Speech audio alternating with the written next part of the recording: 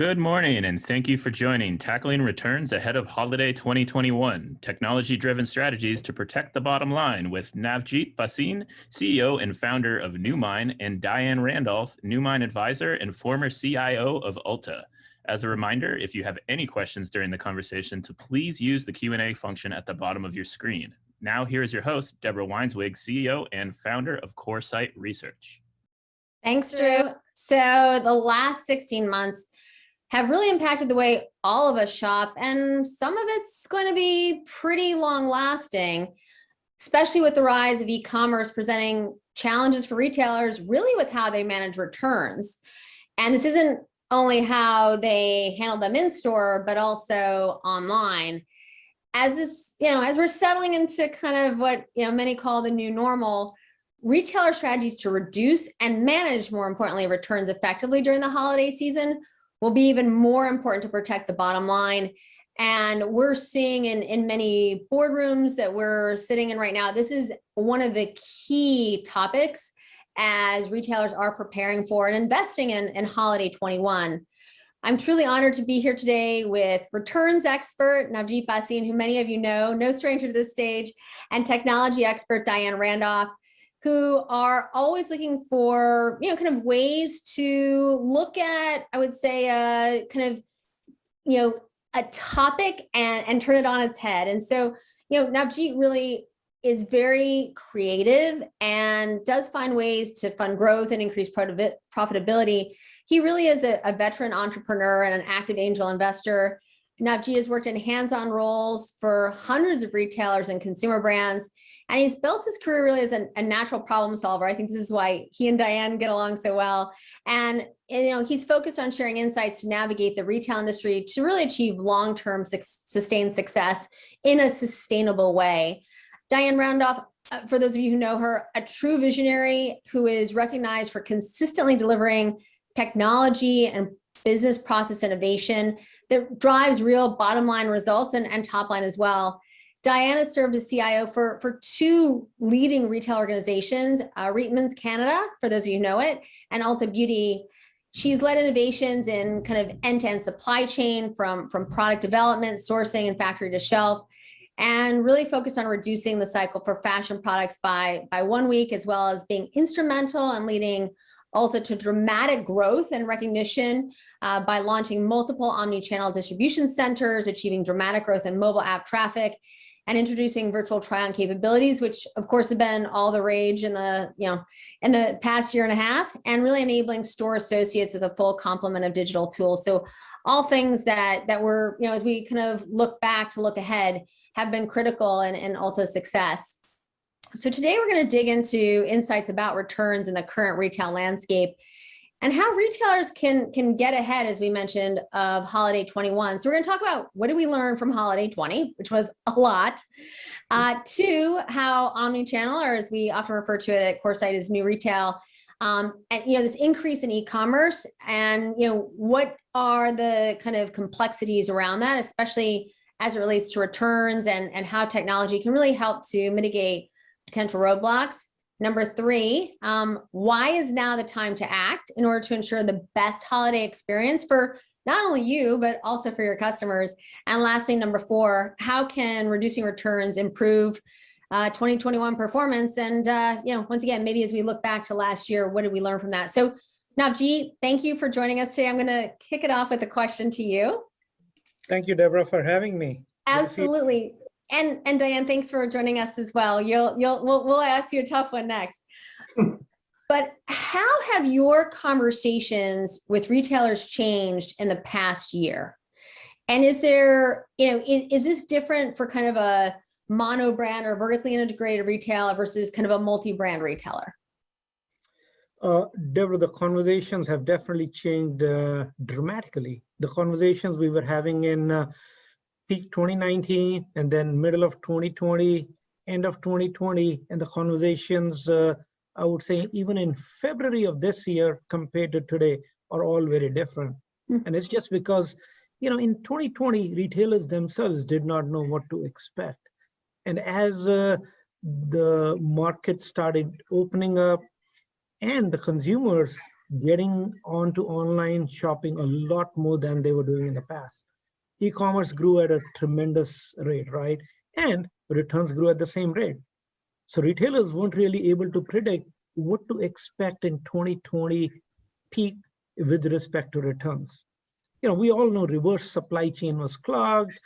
They couldn't get the product back in time to put it back on the shelf for resale, etc. Right? Bottom line is, it definitely impacted the margins. And now the conversations we're having today with retailers is about, hey, what did we learn from 2020 peak? Is 2021 peak going to be the same? And how do we stay ahead of it in terms of not only tackling the cost, but really tackling the product coming back, disposing it off sooner, and really, retaining as much margin as they can. Those are some wise words on, kind of retaining as much margin as possible. I mean, Diane, I feel like what's been so interesting during the pandemic, right, is, first we were all trying things on at home, right, virtually. And now when I'm in store, it's fascinating to watch people, kind of do the same. And, there's this opportunity to try on more. And where, what do you think the impact of this has been? Where do you think it's going? And what's the, impact on top and bottom line? Well, Deborah, and thank you for that wonderful introduction, by the way. It is a challenge, both online and in store, as you say, to really make sure that the customer is selecting the right product. You mentioned that at Ulta Beauty, we introduced augmented reality for virtual try-on, and we were on a really good progression of continuing to add products that were available for that in our app. But then our stores were closed, and immediately we realized the need to really offer that in an online experience, so especially for color cosmetics, so people could be sure that the shades they were picking out were the right ones for them. So we actually ended up mobilizing a swatch squad who went into all of our stores and did the swatching and the color matching and calibration of an exponentially large number of products that now became part of that experience. And that helped to drive even more traffic to our app.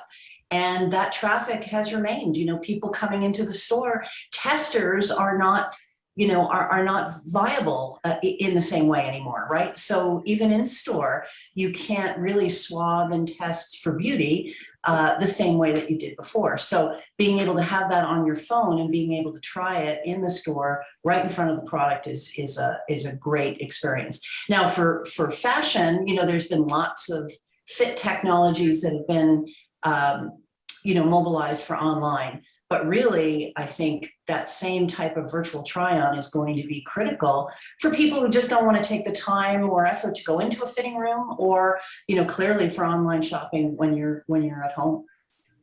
Well, especially around color, it's so critical, and I think that the technology continues to improve, but it's been amazing to see how the consumer has adopted it. Like I said, when they're in store and right, you're seeing them walk around, right? It's a whole different story. Mm-hmm. So Navjeet, as we kind of think about, the impact that, some of the conversations you've had, but also what Diane's talked about on holiday 21, how does that differ from holiday 20, where I think in some ways we were just, and maybe the conversation will be the same, we're just trying to make sure that there's enough product on the shelves. But how do you compare and contrast the two? And what are you hearing in terms of what retailers are thinking about?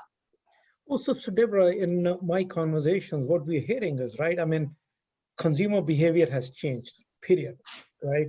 Their expectation of fast, free, easy shipping and fast, free, frictionless return is there forever, right? So retailers have to live by those consumer expectations. Now, what's really changed is in the middle of 2020, the product assortment which was being sold was very different, right? People were working from home, the demand for athleisure, outerwear, biking, golf equipment, all of those things went through the roof, right? And there was a big supply and demand issue going on last year. Now, in 2021, we're already starting to see the shift. People are planning to return back to the office. The casual wear, office wear is slowly coming back. So you cannot really compare 21 or predict 21 based on either 2020 or even 2019 for that matter, right? Because the new normal isn't going to be the 2019.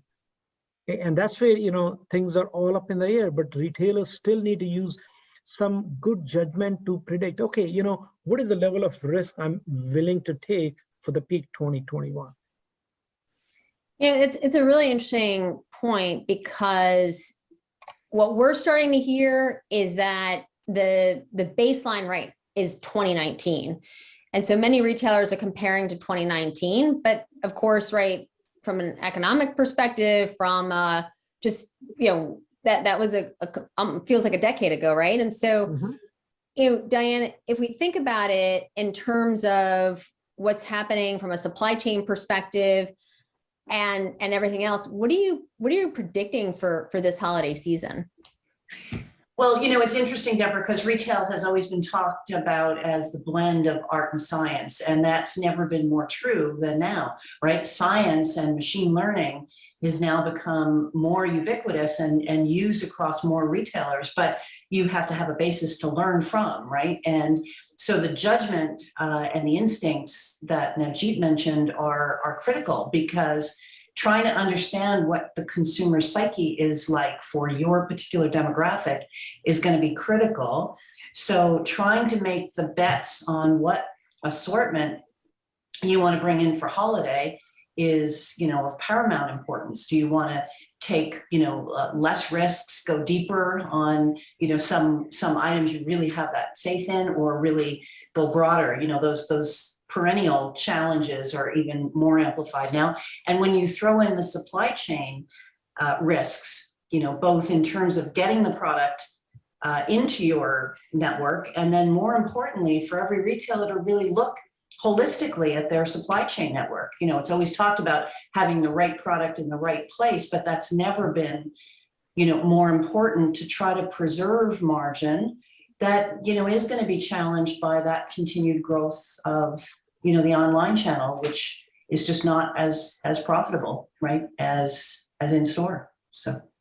Well, Deborah, if I may add, right? So like we all talk about, consumer expectations have changed, right? But consumers don't really care about how retailers meet their expectation, right? Whether it is supply chain issues or any internal issues with the retailer, customers expect the same level of experience. And I can tell you, with respect to returns, pretty much every retailer on the planet right now is focused so much on the consumer experience part of it for the right reasons, but they tend to overlook, I made it so easy for the consumer. I let them come into the store, just drop off the merchandise, but what's happening behind the scenes, that's where retailers are feeling the pain and not able to adjust or address it in a timely fashion.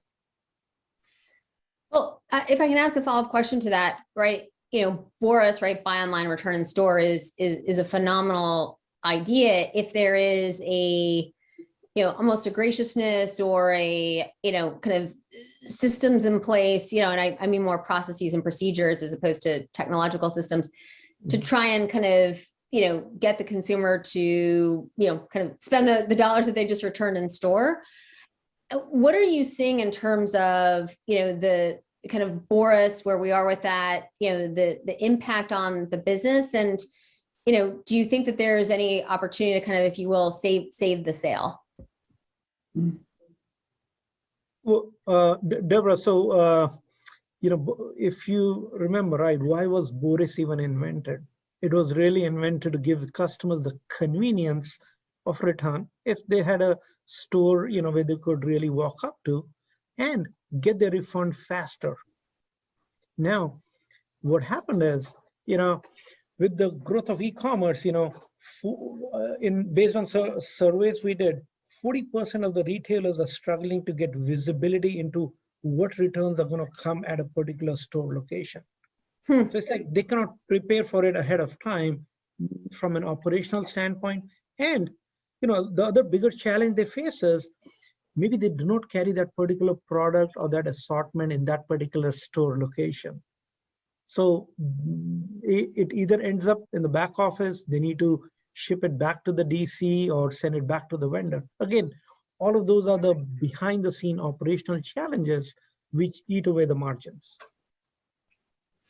I mean, Diane, if you think about these kind of, Navjeet, I mean, the moment we met, I was like, oh my goodness, I'm like, returns have always been this like, dirty little secret that nobody wants to talk about because it's a challenge, right? There's not really anything positive to be said about it, except, how can we kind of stop it before a return, before a return occurs? And that's why I think this, the CRO, the Chief Returns Officer, is such an amazing technology. How are you seeing kind of the mindset shift around returns, whether it's from the consumer perspective or corporates? Where are we, especially with like sustainability is the real foundation for so many conversations right now? Well, yes, I mean, you hit on all of the topics. Number one is, as stores start to look at, their operating metrics, it becomes even harder for them to be, for a store team to be dinged, if you will, with returns just because they happen to be in a convenient location for customers to have returned their online, purchases. So that creates friction within the organization and challenges to address. And then, as Navjeet said, there is virtually no retailer that carries a cookie cutter assortment everywhere. So invariably, you're going to get product return that you don't carry. You have no way to properly merchandise it. So typically, even if it's in its prime selling season in that store, it's going to end up going on the clearance rack. Now, with this whole buy anywhere, fill anywhere, the optimal thing would be if, sourcing systems could be tweaked and tuned to say, okay, pick this product who's sitting there as a snowflake and make that your first priority in your next online order. So if you're set up for ship from store, you get an order for that, you ship it out, you're selling it at the full margin and you're maximizing your revenue there. But most systems are not really set up to do that well. So, that's one of the key challenges, plus the whole, as you talked about, the logistical challenges of what do you do with them? How do you box them up? How do you handle any, packaging or, the recycling of anything that comes back with it? It's creating an operational challenge at the same time that retailers are having trouble finding staff, right? To greet the customer. So it's a perfect storm, if you will, that, as you say, Chief Returns Officer is perfectly targeted to really help reduce that significantly. So. Well, Diane, in fact, there is a story I haven't shared with you guys yet. So I remember in February, we were hearing from some retailers saying that some of their stores on a daily basis were doing negative sales, meaning they were getting more returns than they were actually selling. So imagine if the store associates are commissioned based on the sales, how are they getting impacted with that? And that's a huge problem, right? Retailers need to look or think broadly in terms of setting the expectation at the store level, how the store is being credited or debited for the returns coming from online. And so many things about that happened after store reopenings really highlighted some of the behind the scenes, under the covers silos that still exist in many retailer systems, right? So handling an online return in store usually has challenges. Even with an integrated system, there are some cases where you can't pull that transaction up and you need to do it, as a separate procedure. It's adding a level of complexity at a time when there's enough other levels of complexity being added, just dealing with the current scenario. So anything we can do to reduce that friction is obviously so important. Yeah, no, the existential approach to trying to reduce friction and the entire process, I think, continues to be something we're hearing as a key focus for this holiday season. We've got several questions. I want to thank everybody. So this question is from Julie. In what ways have you seen retailers address the back end unprofitability, I like that, without negatively impacting customer expectations? Thanks, Julie. And I'll leave that with both you, Diane and Navjeet. I mean, Julie, sorry, go ahead, Diane. I was just going to say, I think the whole BOPUS and buy online, pick up in store, whether that's in store or curbside, is a key tool in that arsenal, right? Because you can leverage your store inventory, you can, not incur what have been escalating parcel shipping costs, and deliver that sale at an improved margin. So trying to be able to develop a good seamless program for that, everything that we learned during 2020 showed that customers don't mind that. If the store is convenient, if there's convenient parking, if they feel safe in that store, they really don't have an issue and are frankly happy to save the shipping costs. So I think that is really huge. That again talks about the new retail and being able to have a seamless experience, whether wherever you're buying it and wherever you're actually picking it up. Well, if I may add, right? So, Deborah and Julie, by the way, that's a great question, right? So what we found is retailers know that at least 2/3 of the returns can be controlled, but they can only be controlled if they get to know the root cause of those returns in early part of the selling season. And if they know why that return is happening, I mean, this don't need to impact the customer expectation or experience, right? Because a lot of those reasons could be, hey, did I advertise the product correctly? Did I set the right expectation in terms of delivery? Did I ship the right product? So there are tons of other reasons than just, what retailers think it's bracketing, buying 2 sizes, returning 1, etc. So I think that's where retailers need to take a holistic look of all returns and understand why it is really happening. And all that can be done without impacting the customer. Well, that's nirvana, right? To understand why the return happened. Because I mean, Navjeet, you and I have talked about, right? You get the piece of paper, right? You're just going to circle, many people circle the first one, right?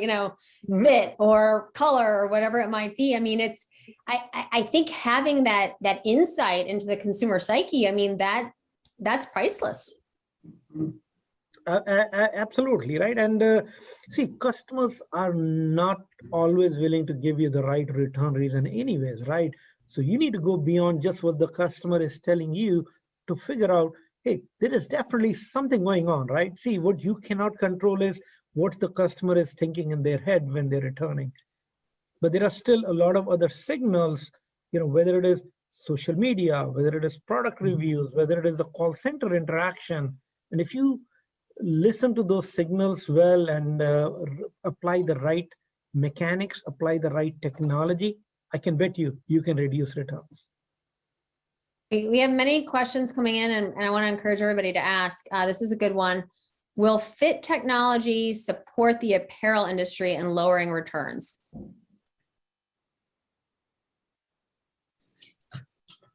Navjeet? Well, I can go for it. So, absolutely, fit technologies definitely have a place in reducing returns. And fit technologies have been around at least for the most part of the last decade. The biggest challenge with fit technologies is if those technologies require or have a friction with consumer adoption, I think that's where the biggest challenge happens. But if those technology vendors can convince the consumer to adapt the technology without creating any friction, there's absolutely value in there, right? But again, even in the apparel and fashion, fit is just one of the reasons of returns. Right. You got to go beyond that as well, if you really want to focus on reducing returns. And Diane, I'm going to ask you this question that also came in. What are some key KPIs for the returns and the holiday season, if there are any? Well, I would think that some of the most important things obviously are the return rate, because as Navjeet said, I think, people had gotten used to a certain level of returns and it was just baked into the planning, right? The same way shrink used to be before, loss prevention became such a high focus area, right? So returns has not been a focus. So it was just kind of baked in there. Now with the shift to online, it's growing at an unexpected rate. So it's you know, carving some attention. So understanding that rate overall, but you know, one of the things I'm most excited about, Chief Return Officer, is the kind of keep score, right? It's kind of the reverse of a credit score. It gives you a view of the propensity of either that product or that customer or that vendor's products to be kept, which is your desired outcome. So trying to understand not only overall what's happening to your returns rate at a macro level, but diving in and really understanding where are those outliers that you can materially shift. I would also think that especially depending on the commodity you're in, especially if you're in fashion with a short selling season, understanding when those returns can come in is a very important element, because if people know that your return policies are liberal and they can return them whenever it's convenient, you know, you're losing your ability to sell that item if it's resellable at full margin, and that's critical as well. Navjeet, I'm sure you know many more KPIs in all of the conversations you've had. Well, so Diane, it's interesting, right? We can come up with tons of APIs because, and I'll give you 2020 peak example for returns. Everybody was operating in a reactive mode, right? And the reaction was, how do I quickly get the product back into my supply chain? How do I refund the customers? How do I refurbish it? And so on, right? So no matter what KPIs you could put in place, you know, it was a reactive process. And that's why, you know, conversations we're having today with retailers, they are more on the proactive nature. Hey, not only how do I address the processes for 2021, but more importantly, hey, do I really have to deal with those huge amounts of returns? Can I not start reducing them? And that's where, you know, Newmine as a company and our product, we are laser focused on addressing that proactive nature. Do you really have to sell a product and have it come back? What can the retailers do to make sure customers keep the product? So two things. Number one, it was interesting, you know, as an analyst, we very much used to look at, you know, shrink. And it was, you know, a key metric with which we measured retailers. And like you said, Diane, right, because of loss prevention and whatnot, we don't even talk about it anymore.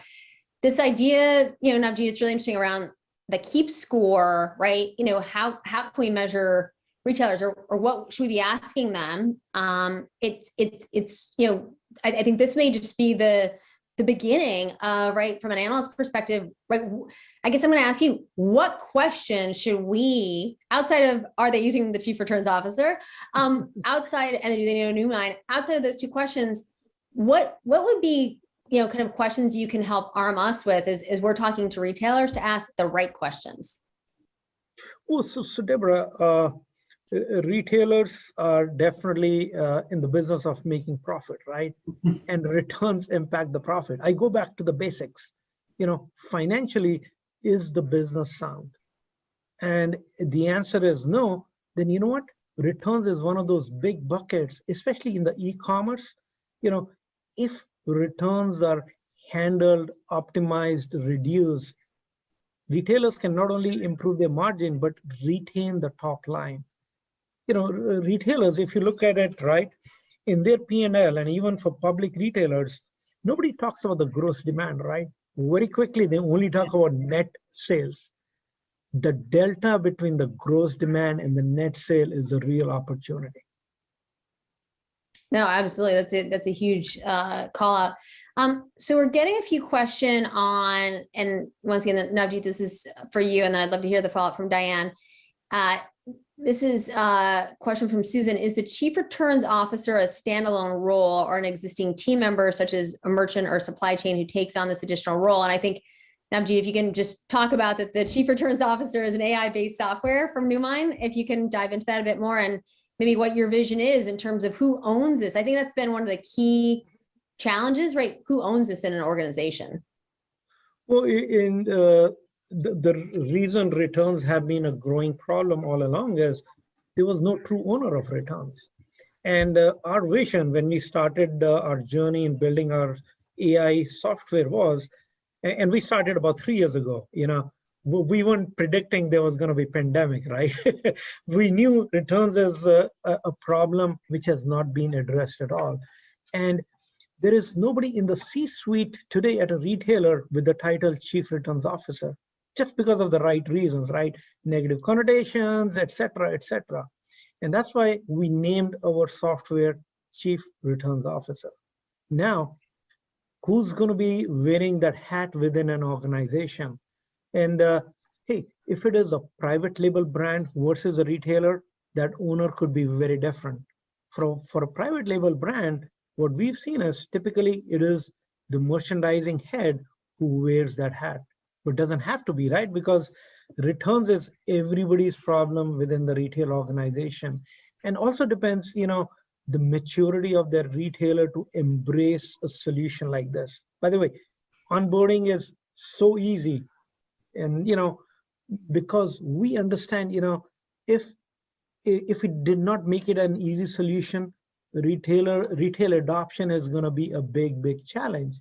So bottom line is, Deborah, every retailer understands this is a challenge, and our goal is helping them understand, hey, this is a real opportunity, and the AI machine learning software can help them move much faster.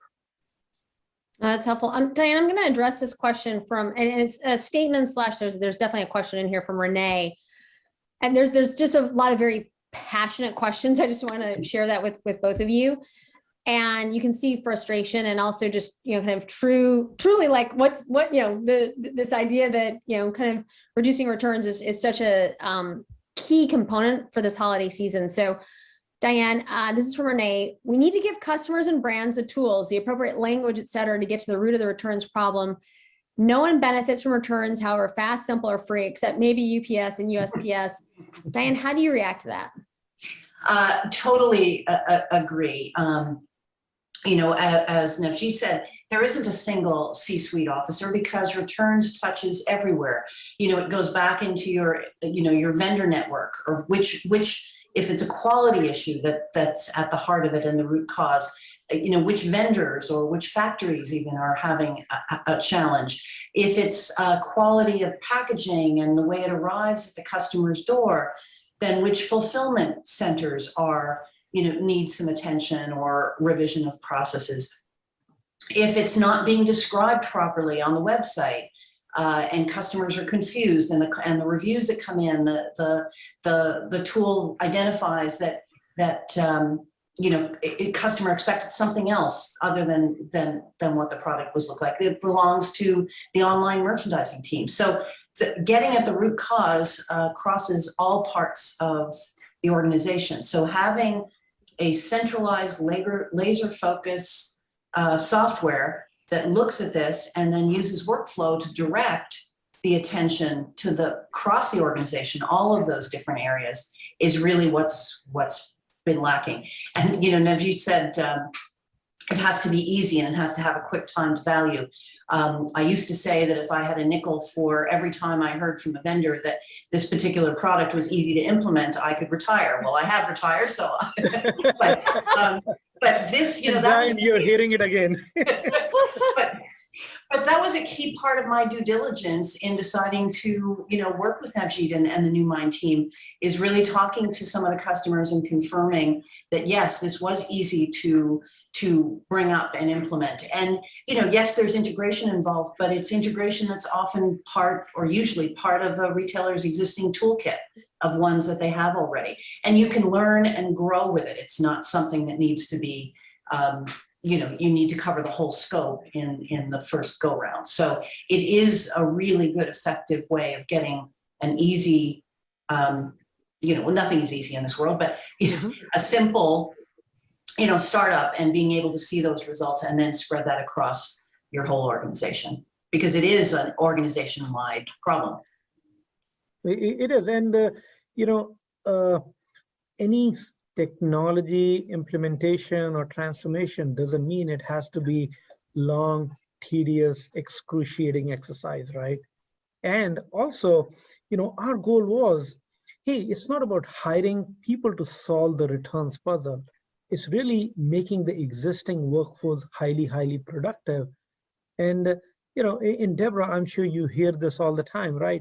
Retailers have tons and tons of data. So getting access to the data is very easy, but getting access to the real insights to change business performance is complex. And that's our goal. That's what we are here to do. Well, I think the challenge is, I'll tell you what we've heard, especially as retailers are looking ahead to this holiday season, is that they're finding the data is very siloed. And so the ability to stitch it together to make decisions, I think that as they've kind of come out of last year, and they now want to invest, that I will tell you, that is what we're hearing. I mean, when you have siloed data like that, how does that impact, working with Newmine? Well, so Deborah, that's what we make easy, right? And, my team comes from, being in retail at least 20, 25 plus years in both operations and technology. And we used to solve this puzzle in our past lives as well. But back then, it was using brute force, analysts, a big team to do it. And that's when, when we started embarking on the journey of building our platform, we kept those things in mind. Hey, gotta be easy for retailers to adopt the insights. And minimize the change management, the training, right? The more complex the change management is, adoption is going to be low. At the end of the day, it's really about business results, right? And in fact, Deborah, we're working with some public retailers and some private retailers as well. And getting somebody up and running in 30 days, is unheard of. But, for a platform like this, we made it easy. I think it's really interesting that the poll results just came in. I want to call out two numbers just to kind of further emphasize what we talked about. So the answer, or the kind of most frequently responded to answer in terms of which department owns returns in your organization, 55% of respondents said other, which just, I think, highlights, Diana, is that kind of what you would expect? Yes, I would agree. It's a big number. And I think, hence why this, solution is even more important. Then number 4, how does your organization view returns? Again, it's 55%. The business sees returns as a significant opportunity and is actively, trying to reduce returns. Is that what you would have expected, Navjeet? Well, absolutely, Deborah. Coming out of 2020 peak, we've seen retailers wake up to the opportunity in reducing returns. Now, it's what I call a lifestyle change, right? It's not just one diet you do and it solves all the problems. It's really a lifestyle change. You got to embrace it as an ongoing business function. No, that's key. And so here's, as I mentioned, there's some very passionate questions, and this one's from Steven. Should retailers walk away from the save the sale method and implement a seamless return method that aligns with Amazon, i.e. provide customers the ability to print return labels and ship back to the DC directly, allowing for product to return to the website inventory sooner? With multiple options for drop locations for the customer, what would you say in terms of best practices? So I think, there's definitely retailers and brands who are trying to figure out, Diane, what's the best approach? From your years in retail, how, as you take a step back, what are your thoughts? Well, obviously the margin impact of following the Amazon model is one that just it isn't going to be viable for most retailers, no matter how much they might like to offer that kind of convenience. Yes, it has to be more convenient, but leveraging the store network, is really, I think, the most viable, option to really maintain that level of profitability. And even if there isn't an aggressive or, concerted effort to upsell, just making it easy for customers to do that. And then, of course, hopefully they will want to browse and buy other things. But, you do have to make the returns to the distribution center as easy as you can. But, the Amazon method, I think, is one that wouldn't be sustainable by most retailers. Not without a large price increase, right, to cover that margin, right? So, Yeah, above the inflation that we're already facing. right. All right, so I'm going to close it out with questions to both of you, and Navjeet, we'll start with you. You know, if you had kind of one final word on why now is the time to act on returns in order to ensure the best holiday experience for your customers, what would it be?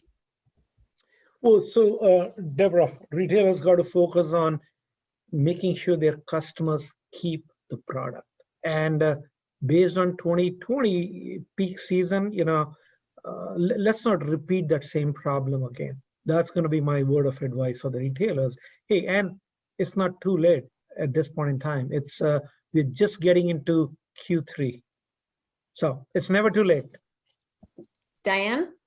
I'd like to quote one of our other New Mind advisors who say, we really have to hit on the 3 E's, right? Clearly, we've talked a lot about the economics of being able to reduce returns and what that means to top and bottom line, but the emotional impact. No one really buys anything with the intention of returning it. So you're creating a disappointment there. So reducing those as much as possible is so key to maintaining that engaged customer base and loyal customer base. And then finally, you mentioned sustainability. The environmental impact of returns is not insignificant by any means. And so, it has that benefit as well.